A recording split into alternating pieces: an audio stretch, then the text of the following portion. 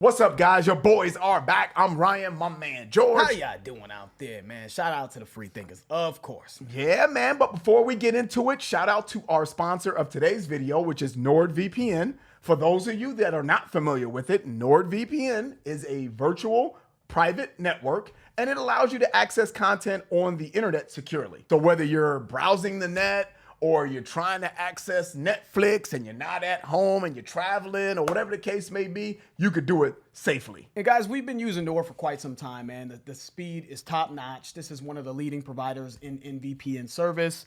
It's got the customer service has also been very good to us as well, guys. 24/7 customer service. And of course, man, you can connect up to 6 devices with a single account, which has also been a plus for us as well. And as you guys know, we cover multiple genres on the channel, guys. And we spend a lot of time choosing videos to put it on YouTube, IG, Patreon, and sometimes it gets blocked depending on your location. Nord is the solution, so that way you can access our content. So if you guys are interested, make sure you click the link in the description. Use our code, which is LIV NORD73. That way you get a little bit of a discount, and that way you can access the internet securely. So Comfortably Numb is the name of the song we're gonna do today by Pink Floyd. Man, this is a big request on pretty much Massive. on every platform, especially Patreon, but I guess on everything. YouTube, We've always everything. gotten this request. Yeah. Now I've heard this song before, so full disclosure, we'll put review/reaction for those of you who are like fanatics about stuff like that. Have I sat down and really truly listened to it? And I've just heard it in passing, and I definitely haven't paid attention to the lyricism at all. Have not sat with this song, but have I heard it in the past? Yes, I've heard it. Just so you know, okay. I don't think Ryan has not. I don't think so. I don't think so. Yeah, we'll find out. But that's what kind of kept us away from doing this song in the past. I think we put on Twitter years ago, like, we've already kind of, one of us has kind of heard it, so nah. But we've decided to do it because why not? We get a lot of requests all the time to this day to do it. Even people who said that they know that we said we've heard it, they still want us to do it. Fuck it, let's do it. Pink Floyd. We were reading in a wiki specifically here. It says that it's part of the Wall. It's from the album The Wall, which came out in 1980. And The Wall is a concept album. It's about an embittered and alienated rock star named Pink. And in Comfortably Numb, Pink is medicated by a doctor so he can perform for a show. The song was inspired by Waters' injection with a muscle relaxant, apparently, to combat the effects of hepatitis. Damn. Wow. During the In the Flesh tour while in Philadelphia. So, okay. So it's part of a larger sort of concept album. Yeah, everybody says Pink Floyd is a band that isn't just, you don't really get the full scope of what they're trying to do, the journey that they're taking you through if you just hear one song at a time. They do say that you should listen to entire albums. And this album, The Wall, looks like it has 26 joints on it. That's crazy. Always a big deal when Pink Floyd is covered on the channel, man. We haven't covered them as much as we would like, I think, because a lot of times, man, when you guys request Pink Floyd, it's usually like 15-minute songs. So we're like, we'll get to them later. This one is, nice little cool little 6 minutes and 53 seconds, man. So let's rock. That's out. still a long song, 7-minute song, almost. Yeah, definitely by our standards. Yeah. So let's get into it, man. Big time request since Lost in Vegas has been in existence, man. Pink Floyd, Comfortably Numb.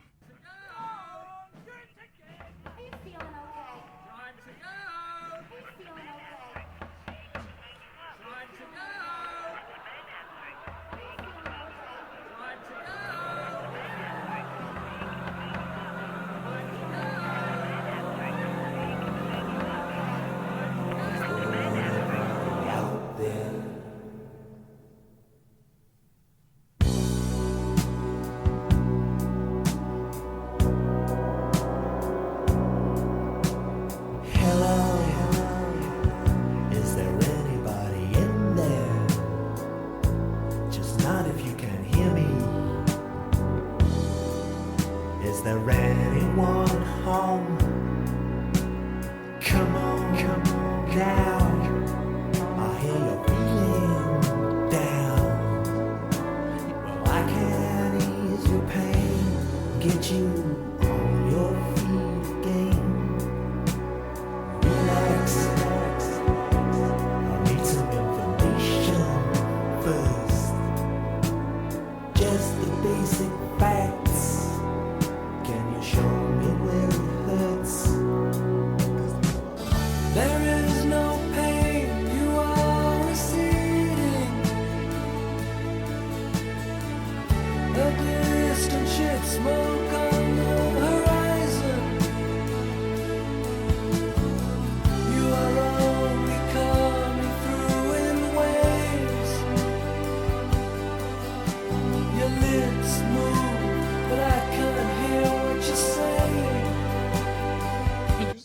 this a drug talking to him? I just registered that. I was like, wait, what? I thought it was like, is he talking as if he's on drugs? No. This is like a pill or some shit. Right? Yeah. No. A talking animated pills. I'm like, what?